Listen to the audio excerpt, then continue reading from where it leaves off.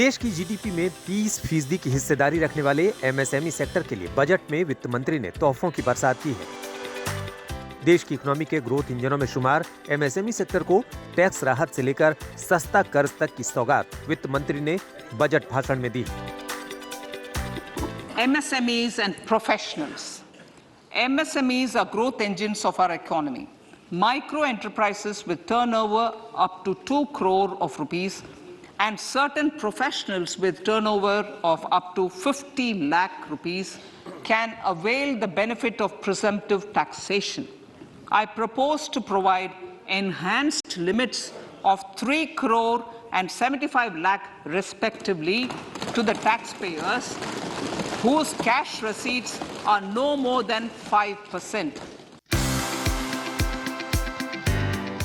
Budget में हुए ऐलान के मुताबिक वो एमएसएमई कंपनियां जिनका सालाना टर्नओवर 3 करोड़ रुपए है, उनको प्रिजम्पटिव टैक्सेशन का फायदा मिलेगा। इसके साथ ही 75 लाख के टर्नओवर वाले चुनिंदा प्रोफेशनल्स को भी प्रिजम्पटिव टैक्सेशन का फायदा मिलेगा। इसके पहले ये सीमा 50 लाख और 2 करोड़ थी। हालांकि इस छूट का फायदा केवल उन कंपनियों और लोगों को ही मिलेगा जिनकी नकद प्राप्ति 5% तक है।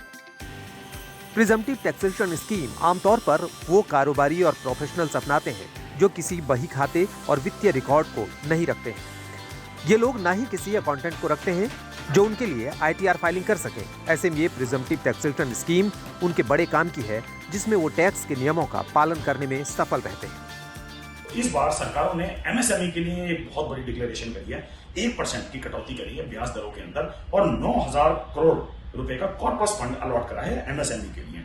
यहाँ से एमएसएमई को जो बढ़ावा मिलता है, वहां से कंट्री की ग्रोथ के ऊपर तो इफेक्ट आता ही आता है, साथ ही साथ कई और नौकरियां भी उपलब्ध होनी शुरू हो जाती हैं। व्यापार की तरफ लोगों की दृष्टि बनती है, दृष्टिकोण बदलता है और टैक्स के अंदर कैपिटल जो गेन्स है, कैपिटल गेन्स के अंदर भी अच्छी रियायतें मिली हैं।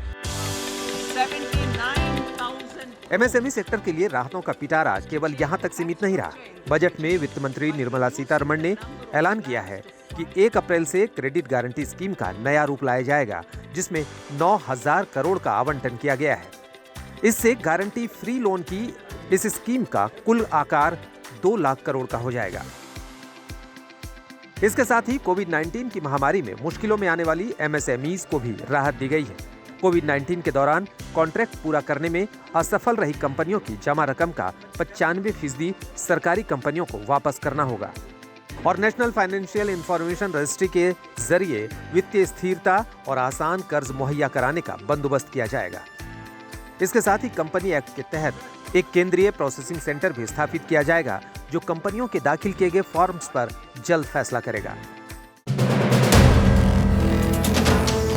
वीडियो पसंद आया तो हमें लाइक, कमेंट, शेयर और सब्सक्राइब जरूर करें।